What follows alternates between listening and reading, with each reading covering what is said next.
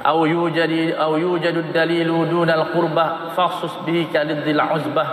Ataupun ada dalil tetapi dia tidak menunjukkan kepada orang kata apa, pengibadat kepada Allah Subhanahu wa taala, faksus bihi kamithli diddil uzbah. Kalau ada benda yang menunjukkan kepada perkara itu khususiat, maka kita kena taksiskan dia seperti lawan kepada bujang. Ada yang ni dipanggil apa? Dalil yang menunjukkan Nabi, ada bab tertentu yang menunjukkan kepada khususiat Rasulullah sallallahu alaihi wasallam, kembali kepada makna yang sama. Tapi dia ada dalil yujadu dalilu dunal qurbah.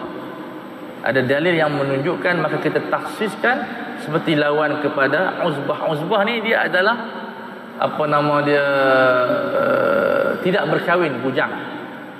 So ada sahabat-sahabat Rasulullah sallallahu alaihi wasallam yang tidak berkahwin.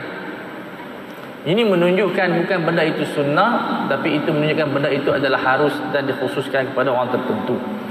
Tidak diumumkan kepada semua. Sebab sunnah Rasulullah sallallahu alaihi wasallam, sunnah kahwin itu adalah sunnah yang muttaba'ah.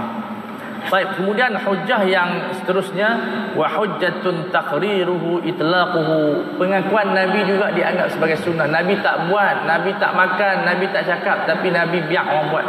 Itu juga sebagai sunnah. Makna sunnah tu maksud apa? Nabi valid, Nabi Nabi dipanggil apa? Nabi setuju dan Nabi benarkan perbuatan tersebut. Walau sukutan, walaupun Nabi diam saja. Sebab kaedah Nabi la yuqirru 'ala al-khata'. Nabi tidak membenarkan kesalahan. La yuqirru 'ala al-khata'. Nabi tidak membenarkan kesalahan. Fatruk syiqaqa, dan tinggalkanlah bergaduh. Jangan bergaduh. Nabi tak buat, tapi Nabi apa? Nabi tak larang. Ini yang kaedah ni dia menjelaskan tentang masalah bid'ah. Kalau siapa yang nak membicarakan tentang bid'ah, itu kita bincang di dalam kaedah at-tarku 'indal usuliyin. Jadi perbahasan at-tarku ini satu benda yang besar di dalam apa nama dia, yang dipanggil apa, dalam ilmu usul.